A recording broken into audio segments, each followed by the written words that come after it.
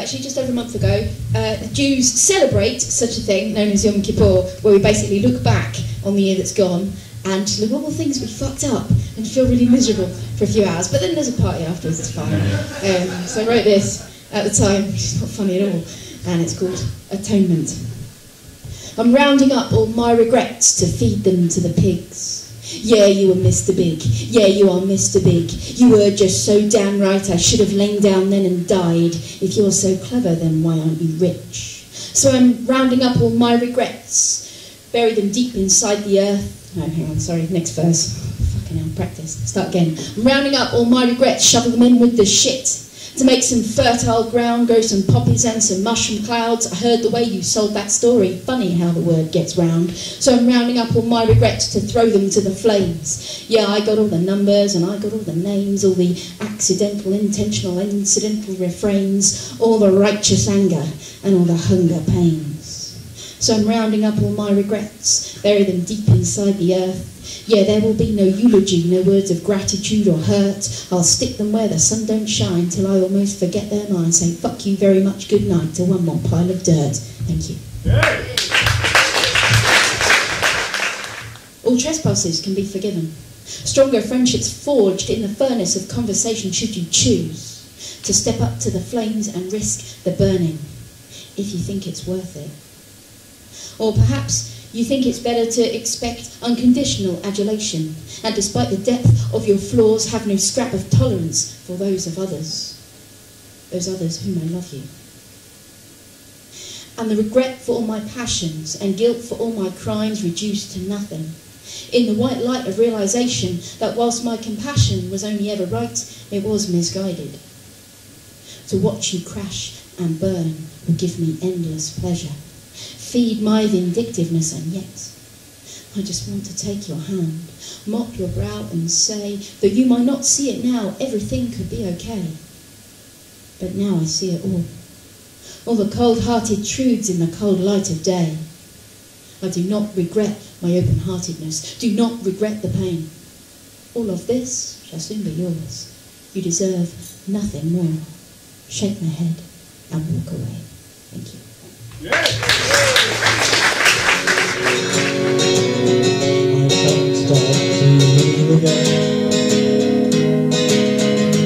For the visions of me creeping in seats while I was sleeping. The vision that was planted in my brain still remains. The sound of silence. In restless dreams I walked alone through narrow streets of cobblestone. The of the street lamp.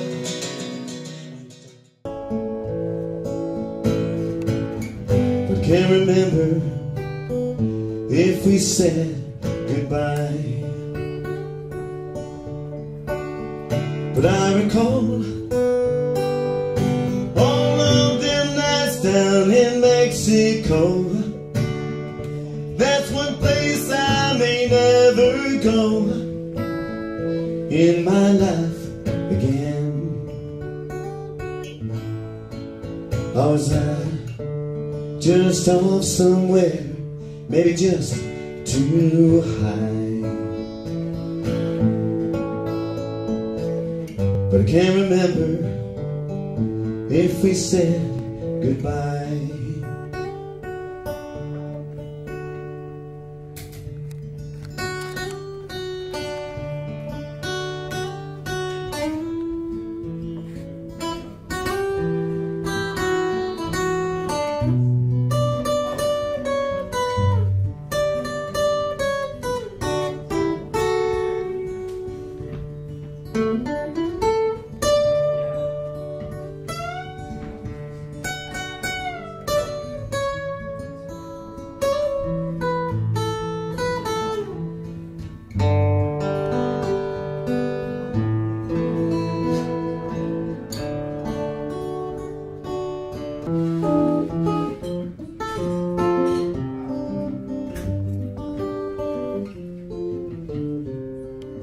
Well, I know it's kinda late, hope I didn't wake you, but what I got to say can't wait.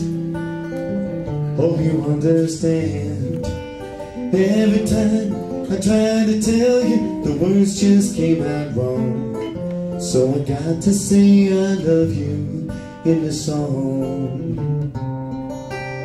Every time the time was right, the words just came out wrong. So I got to say I love you in the song. Yes, I got to say I love you in this song.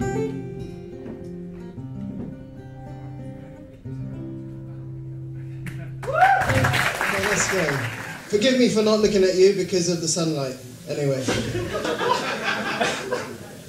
Chocolate Daddy. The body is fit, but the mind is flaky. What I'm trying to say is, she's no type of lady to have my baby. Black, colourful and swift. That's why some girls call me the gift. Because when I enter, I bring the presents in a flavour coated in cocoa and essence. Smooth, dark and slender.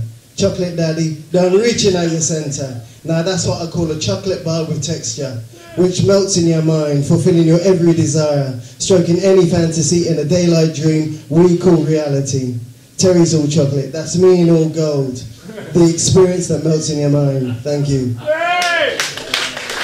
This is going to be a damn masterpiece when I finish this. I can't help it, they're playing writing. Lay back, sit back, now move back. It's your track, so do as you do. Yes, move like a cat as I position my hat. It's your song, so get ready to sing. Every time I bite that ring, reaching like a swan. One, and me bringing the gong. And there's you on the other side of wrong. You make my loins wet, like a fish tank. Ah, and it's my turn to spank. Now who's jumping rank? To be continued, and I thank you. I said, stripper, watch you turning the screws. Just one glimpse of that gold card, she was all over you. New life insurance beneficiary. Now there's a high shine on the staircase, strictly in your team. You gotta be HD.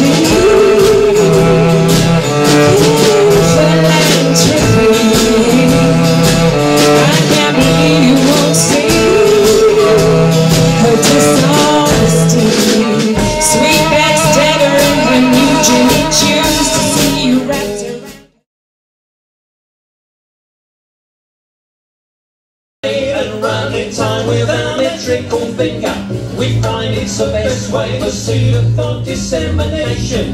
Rhythm method poetry, slight risk of impregnation.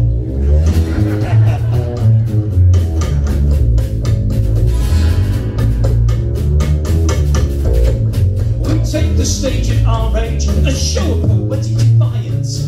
And I know the three of us make a highly unlikely alliance. Too old off their rockers so they care to perform and preen and prance. He looks like a bank manager. Adam's old ants. We slip in and back out again. Whenever wants to linger, we stimulate and run. All the sense of body ninja. And now the poetry's colourblind. Will even do you if you're ginger. We slip in, we slip out again. Whenever wants to linger, we stimulate and run. You've just been bardic ninja. But there were some guys who said, you know what, I haven't exercised to the 70s, but that doesn't matter. I'll just get my old shorts from the 70s and then wander down to the gym. Do you remember the ones from the 70s? The budgie smugglers, I think they called them. Well, I've noticed one guy in particular, well, you can't not notice him actually, and this poem is for him and it's called Short Shorts. His shorts are too short. They don't really fit him. His shorts are too short to wear at the gym, and shortly his shorts run the risk of ripping, and in short his shorts will show too much skin. His shorts are too short. They're far too revealing. His shorts are too short for the rowing machine. His shorts are too short. He's headed for the weights. Don't bend down! Too late. His shorts are too short, we can see half his back, and in short his shorts are revealing his crack. He looked foolish before, now he seems so moronic, and as if he's prepared to receive a colonic. His shorts are too short, no one could relax. He could go down to the market or to TK Maxx, and his too short shorts could be resolved at a glance. And they could also introduce him to the concept of pants. Thank you. My new teacher is an alien. My new teacher is an alien. My new teacher is an alien. I heard the rumour outside the staff room. They say that she can read your mind. If you cross her, she's very unkind. And she shoots lasers from her behind. Boo, boo, boo, boo, boo, boo, boo, boo. My mother's very proud of me. Because she is an alien. My new teacher is an alien. My new teacher is an alien. My new teacher is an alien. I heard the rumour outside the classroom.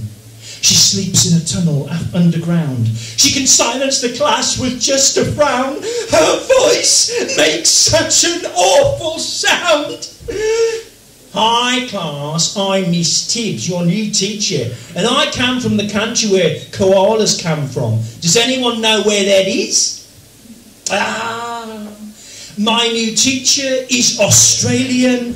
My new teacher is Australian.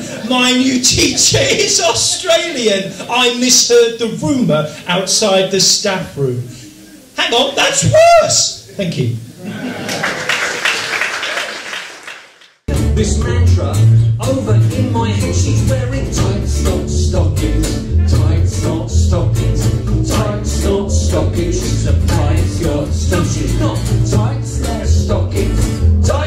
stockings with the wire gauze gusset and a belt designed for locking. Well, they sidle past my window and I try to close my eyes, but I'm imagining the friction on those sliding nylon thighs. I'm waiting for a breeze to lift that little cotton skirt, and I'm hoping what I see there won't be bare and pink and pearls. Tight stockings, tight stockings, tight stockings. She's a dirty silk cow. Tight stockings with the wire gauze gusset and a belt designed for locking. Solo tight stocking, everybody tight stocking. Come on now, tight stocking, tight stocking, tight stocking, tight stocking. Ding dong, well they shimmer in the sunlight as they shimmy into view like a mirage in the desert that won't turn out to be true. With all the allure of an oasis to a dehydrated man with a fetish for suspenders and a depilation fan. I wish I didn't waste so much time watching girls go by, contemplating lacy lingerie in heels 6 inches high.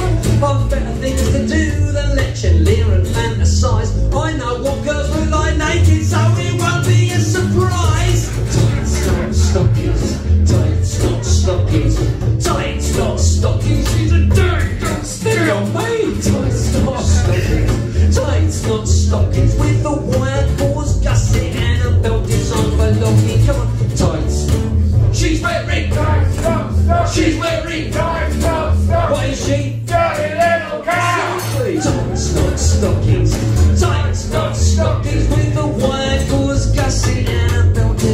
looking. Boots, no knickers. Boots, no knickers. Boots, no knickers. She done right. Do hope so. Boots, no knickers. With the white corset and a belt designed for locking.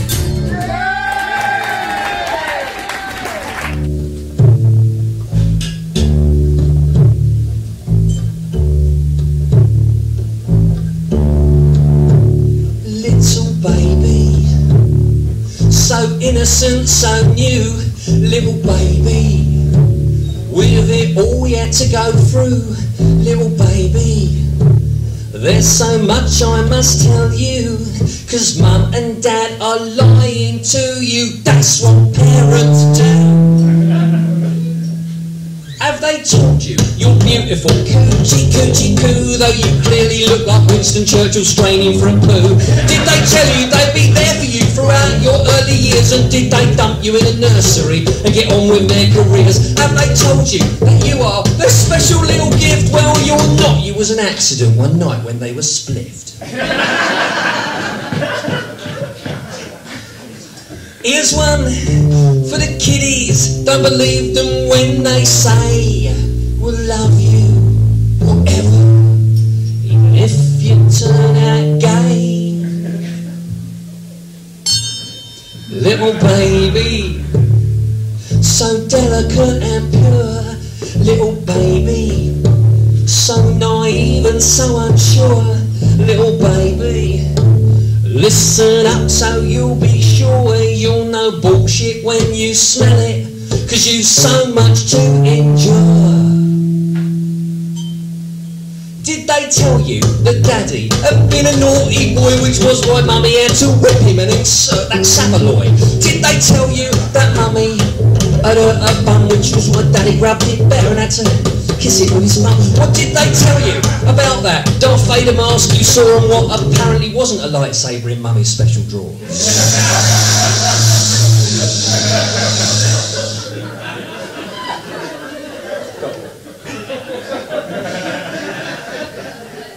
Here's one for the kiddies. Don't believe what they tell you. The more believable it sounds, the less likely it's true. Little baby, so trusting and so cute. Little baby, far too young to be astute. Little baby, you will grow up to refute everything they told you, and you might just prosecute. They will tell you not to take sweets from men that you don't know unless they're wearing a false beard, and whisper, ho, ho, ho, that you won't go to heaven if you don't eat up your greens, and that they'll treat you as an adult when you get to 18. To believe in Father Christmas, the Tooth Fairy, Jesus Christ, but what these figures have in common is that none of them exist! Here's one for the kiddies. The biggest lies they tell are, you're dying to put your finger in that socket, son. Dog shit don't taste like chocolate. And never step out into the road without looking both ways.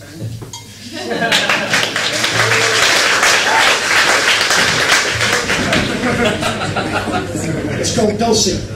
I wrote it last night. Pressed against the table like a wall of tires and sacks, elbows braced and drooling like a beggar at a feast, brought out by toiling waitresses, nearly broke their backs, and with a goal of empty plates she drove in like a beast. She ate as if she was possessed, charmed, entranced by food, always scooped up single-minded, down the hatch all right. She ate without fatigue, unaware that it was rude to belch and burp, never missed the chances for a bite. Chew and chomp and crunch and munch, ecstasy of guzzling, gnawing lumps of meat with teeth and heavy molar gums. But what's this now I hear? Her greedy stomach's grumbling, rumbling with a racket like some distant tom-tom drums. Dimly through the stream from cups of what I took for soup, I see her turn a sickly shade, view her quaking mass. And through a shimmering haze, I see her stand and stoop. I hear her throttle, cough and spit, braying like an ass. And if, in some nightmare dreams, you too could see her face, in behind the yellowed arches, you know where she's been. You'd watch the tears sliding down to jostle in a race, with sweat and gravy on her chin dripping in between. And then you'd see her one intent, veins of pressured blood, raised and purple furrowed brows, a quiver on her lips. She's different from those other cows, chewing on their cud, but standing there, hips apart, she's braced to let her rip. Oh, my friend, you would not tell of girls like her, who's great at farting in restaurants. Butt out, that's her norm. She's desperate, bad, I cannot lie. When Dulcie ate, decorum was forlorn. Post-industrial trees. Back then, the elms took a bashing, and it's not looking good for the ashen black spots on the leaves of the sycamore trees. Might take some shine off their autumnal hues, but it's not all bad news. Conker tree leaves turned a premature brown means the horse chestnut leaf miners still in town. But tar spots seen up close on the sycamore's leaves are no great reason for more trees in trouble blues, because it's not all bad news. Tar spots are survival from pre-industrial days, before furnaces and the factory's haze. It's a benign fungal revival, it's sulphurous smoke nemesis, kicked into touch by the Clean Air Act. Odd rivals, fresh air, fungus, not abstract.